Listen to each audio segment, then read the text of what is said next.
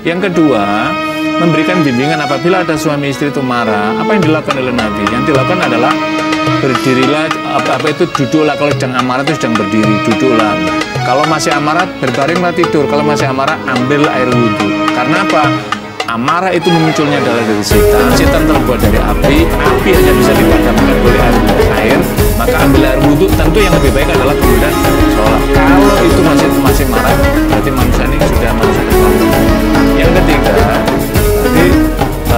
tadi kan sudah emosi, kemudian kekerasan, kemudian dia tidak berhubungan dan seterusnya. Dan ini kan cara-cara yang tidak dibenarkan Islam. Kayaknya adalah tidak dibolehkan. Inilah saya kira benar-benar rumah tangga bukan rumah tangga berhormat, tapi rumah tangga penuh kemurkaan. Sudah berkali-kali disakitin, maaf gak ada terbesit dari suami dan saya. Suami justru yang Iya. berapa kali? Itu udah sempat itu dia nanggung saya. Kayak gitu sekarang juga anak sama dia. Anak diambil sama dia. Nah, begitu ditalak, kemudian meneruskan perceraiannya itu melalui pengadilan kah atau cuma cukup ditalak yang ketiga itu? Talak doang. Ditalak Iya, doang. sempat waktu itu mediasi sama Ustadz juga. Terus saya juga nyaranin untuk rujuk. Saya udah ngomong baik-baik sama dia, tapi dia nggak mau. Rujuk secara apa maksudnya? Rujuk secara menikah kembali. Kalau saya gimana nih untuk pembagian anak di usia 3 tahun, apakah boleh suami mengambil tanpa ada persetujuan dari mantan istri? Udah bisa bilang mantan belum? Kalau Kalau kamu sudah mantan, sudah ditalak, sudah ditalak mantan. Jadi kalau di dalam keputusan seperti di undang-undang itu, jadi undang-undang pernikahan tahun 74 itu nomor 174 itu kemudian di kompilasi hukum Islam itu menyatakan kalau anak ini masih balita, maka hak pengasuhannya ada pada ibu. Bahkan di dalam keputusan pengadilan yang baru itu menyebutkan kalau sudah melewati balita, misalkan anak sudah menjalani, kalau diberikan keleluasaan, anak ini ikut siapa? Kalau misalkan ikut ibunya, maka ayah harus merelakan. Tapi ketika misalkan suaminya ini suatu saat ingin bertemu dengan anaknya, istri tidak boleh menghalangi. Misalkan anak, gunanya apa? Negara memberikan perlindungan supaya jiwa anak itu tetap terlampiaskan keperluannya. Ingin ketemu anak. Inilah yang sering terjadi ketika mufarroqah melalui perceraian. Ketika dibawa oleh istrinya, maka mantan suaminya tidak diberi ruang sama sekali. Jadi mantan istri ada, tetapi tidak ada mantan anak atau mantan ayah, yang tidak ada. Itu adalah kota-kota penting. Nah, kasus ini tadi kan sudah dibawa oleh ayahnya, ya tentu inilah saya kira pentingnya dikomunikasikan. Dan sekaligus juga mudah-mudahan di kesempatan ini suaminya melihat kalau Mbak Salma ini ingin melihat anaknya, maka suaminya tidak boleh menghalangi. Jadi datang ke sana bukan melihat suaminya, tapi melihat anaknya. Yang anaknya masih memerlukan secara psikis bimbingan dan kemudian asuhan daripada ibunya. Jadi dalam konteks itu masih enak. Oke. Nah, selama ini Mbak Salma sudah mencoba untuk kunjungin anak?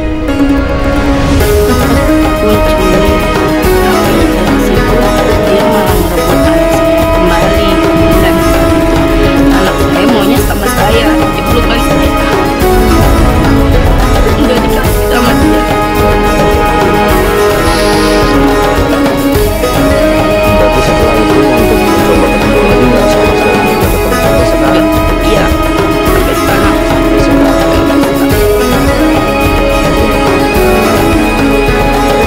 Kalau seperti ini Pak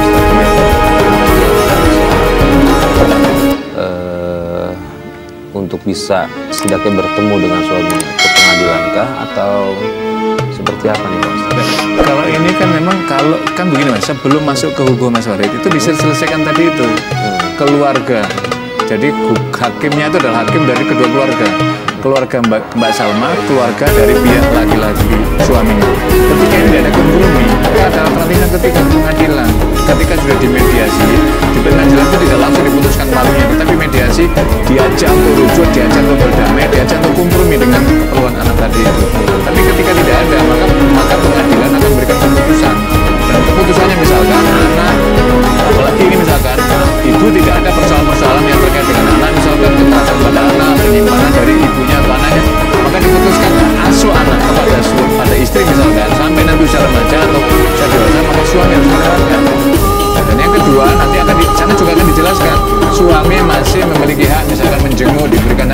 juga diputuskan, pengadilan itu sangat komprehensif sekali dalam memberikan keputusannya. Saya kira kalau ingin ditempuh tadi yang pertama, tempuhlah keluarga tadi. Ketika tidak bisa ya alternatif yang kedua lah, supaya hak ini semuanya saling terpenuhi. Mbak Salma mendapatkan haknya, suaminya juga, jadi masing-masing mendapatkan keadilan. Oke. Nah, Mbak Salma, sekarang sikap suami gimana sama Mbak Salma? Masih sama cuek juga, kasar juga. Tapi katanya saya dengar masih tapi biar cuek itu tetap mau ngadain hubungan. Iya, dia maksa ngajakin berhubungan. Bisa saya jelaskan, Mbak Salma melayani mereka atau? Karena saya pikir itu kewajiban istri. Pada saat itu sudah di tahap 3, ada alasan lain kenapa tetap mau melayani? Biar bisa ketemu sama anak.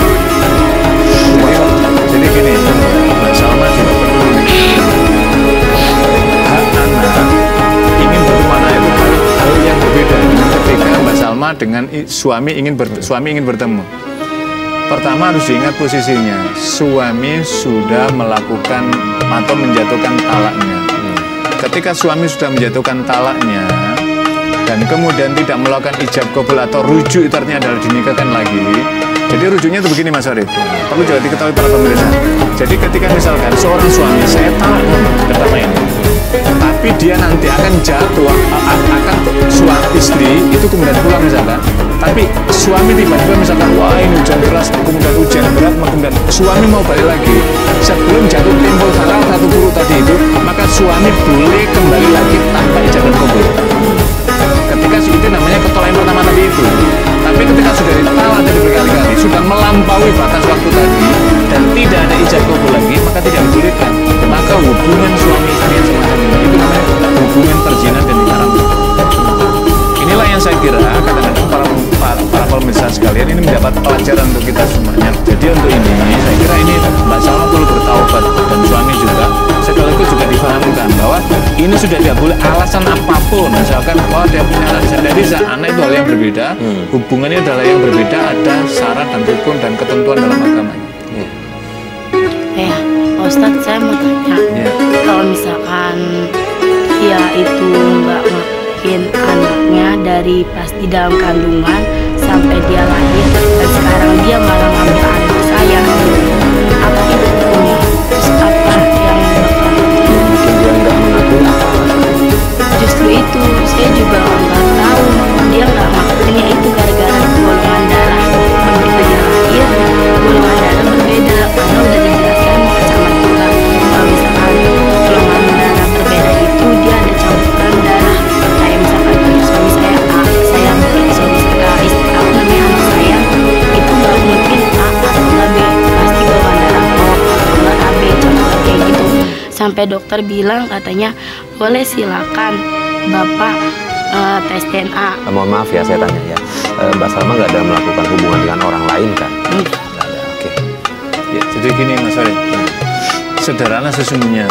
Jadi ketika, karena ini kan karena diawali dari tadi itu, hubungan di luar pernikahan, kemudian akhirnya membentuk, jadi kita agak flashback sedikit, kemudian terjadilah kemudian tidak mengapa, itu kan bentuk dari seorang laki yang tidak bertanggung jawab. Tapi biasanya orang ketika pada titik tertentu setelah sudah punya anak, dia akan merasa terpanggil.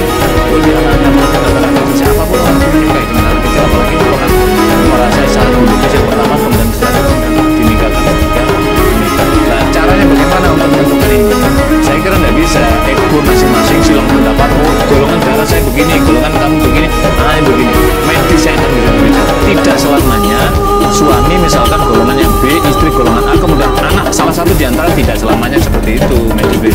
Nah, untuk exactly-nya memastikannya yang memang tes DNA itu yang paling valid, tes DNA untuk memastikan masing-masing supaya tidak menggunakan argumentasi sepihak dari masing-masing.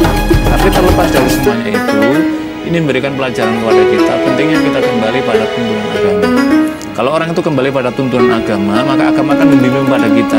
Dan agama itu sifatnya adalah menentramkan pada pemeluknya.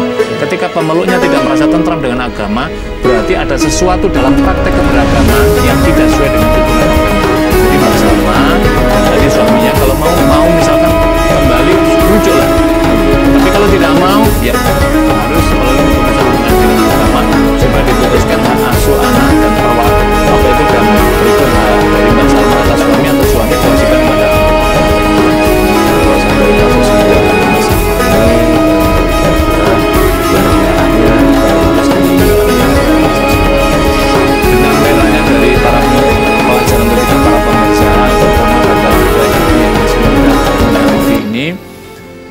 dalam berpacaran kembalilah pada tuntunan agama.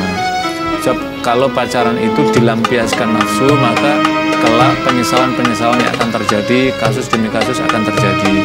Karena itu Islam hanya memberikan tuntunan, orang dibolehkan bertaruh. Apa tujuan bertaruh? Tujuan bertaruh adalah saling mengenal antar masing-masing, tidak sampai mengenal secara biologis. Itu dari dibolehkan, dan itu adalah tindakan diharamkan. Yang kedua, pada para pemirsa sekalian, ketika sudah terjadi, ada yang sudah terjadi MBI married by accident, maka bertaubatlah, kembali kepada Allah, meminta ampunan kepada Allah, dan menyesali serta bangunlah rumah tangga dengan cara yang baik. Yang ketiga, para pemirsa sekalian, ketika ada kasus misalkan suami istri, kemudian yang suami melakukan talak, maka harus berhati-hati. Suatu saat misalkan ternyata hujan itu berat, rindu pada istrinya, misalkan ingin bergumul lagi, kalau sudah melampaui batas masa tadi, masa talak tadi, dan tidak dilakukan rujuk ijab kabul lagi, maka hubungan itu namanya hubungan perzinahan yang tentu ini diharamkan.